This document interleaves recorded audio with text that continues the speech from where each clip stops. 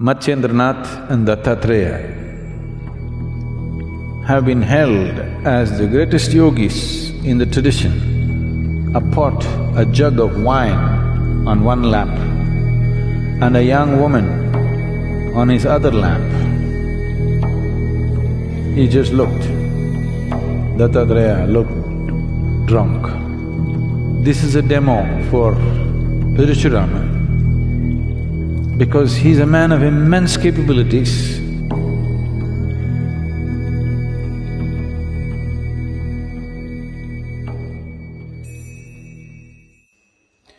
In certain schools of yoga,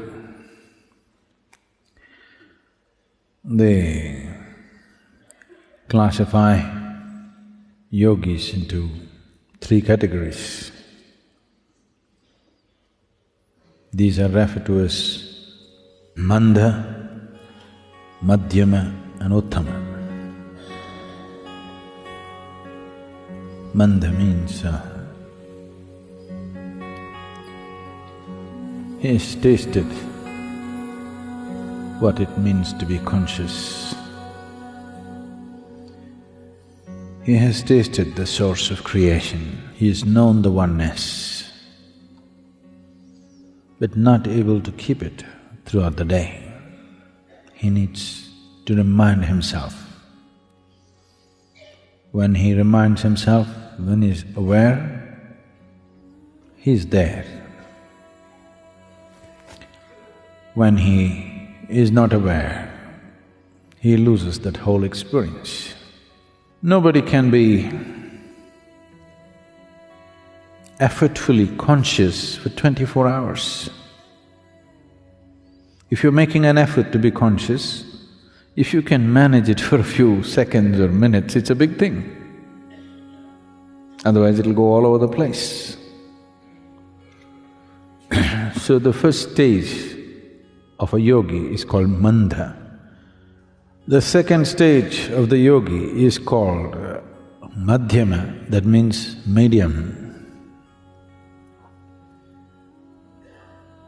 He is constantly in perception, but the inner dimension and what's beyond is in perception, but what is here, he cannot manage. You have… being in India, definitely you have heard of various yogis who were worshipped, but they were absolutely incapable of anything in their life. Many of them at a certain phases of their life, they even had to be reminded to eat and go to the toilet. Even that had to be taken care of. They became like helpless infants. But they were in a fantastic state within themselves. But however fantastic it is, you cannot remain in that state because being disconnected from the physical world, you cannot remain in the physical body. If you have to maintain your physical body, you must have some competence with the physical world, otherwise you cannot manage it. The third state of a yogi is constantly in perception of the ultimate. At the same time, he's perfectly in tune with the outside. To an extent, you do not know whether he is really a yogi or not.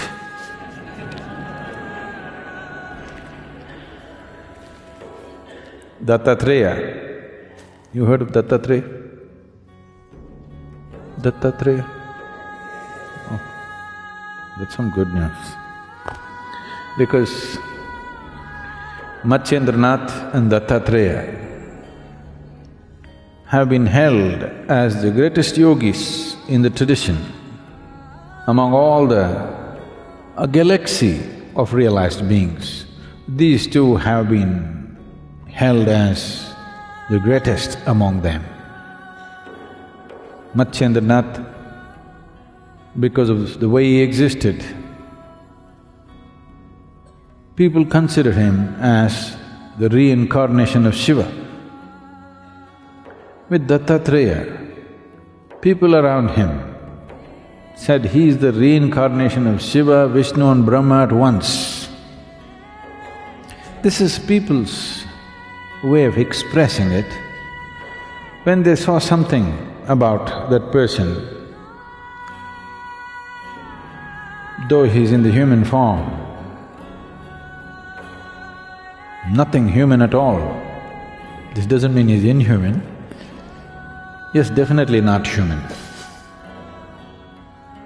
So when they saw such qualities, they could only compare him to Shiva, Vishnu, Brahma like this.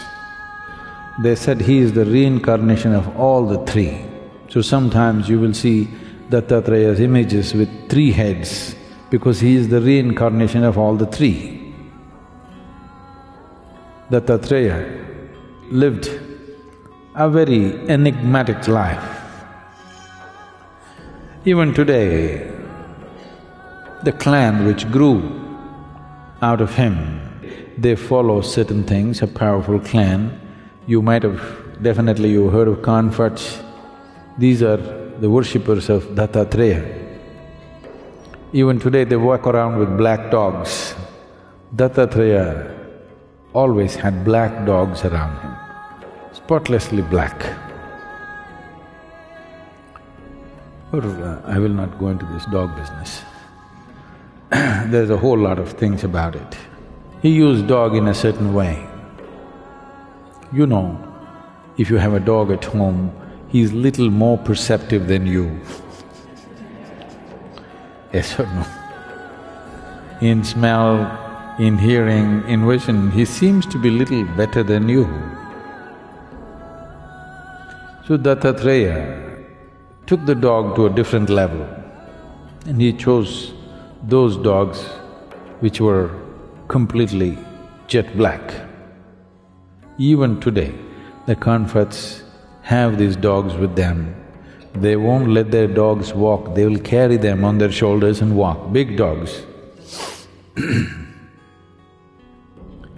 Because it was Dattatreya's pet, so they treat him very special. After 200 generations, still what he set up still runs. Still it's one of the largest clans of spiritual seekers. When Parashuram,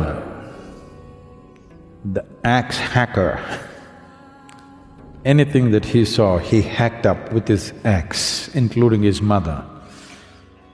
A man of very volatile emotions. In many ways, without participating in it, Parashuram decided the fate of Kurukshetra war. He fixed Karna in the very beginning. He had enormous capabilities, but his emotional volatility did not allow him to perceive the divine every moment of his life, off and on, off and on. Bad weather most of the time. So he went to many gurus or teachers. When he found they did not have what he's looking for, he hacked them. Yes.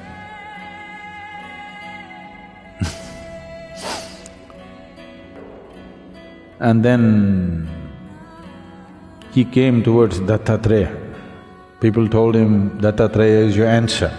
He came, still with his axe. When he was coming towards Dattatreya's place, many other spiritual seekers had gathered. They looked into his ashram and were running away. This is not a spiritual place.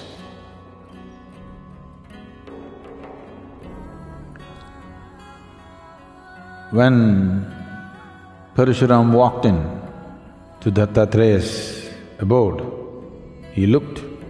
Here was a man who was sitting with a pot, a jug of wine on one lap and a young woman on his other lap. He just looked. Dattatreya looked drunk. Parashuram looked at him, put his axe down for the last time and prostrated himself. Everybody else left. The moment he prostrated, the jug of wine and the woman disappeared, and Dattatreya was just sitting there with his dog at his feet. Parashuram found his salvation to Dattatreya. This is a demo for Parashuram because he's a man of immense capabilities, but this capability is finding expression in anger, finding expression in a state of emotional volatility that it always finds negative expression, tremendous power, finding negative expression.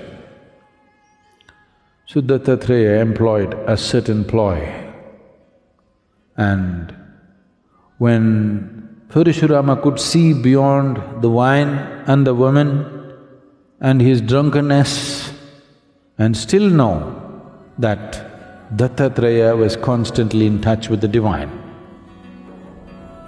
that moment became his opening. If he was that perceptive right through his life, a lot of people would have been spared the axe.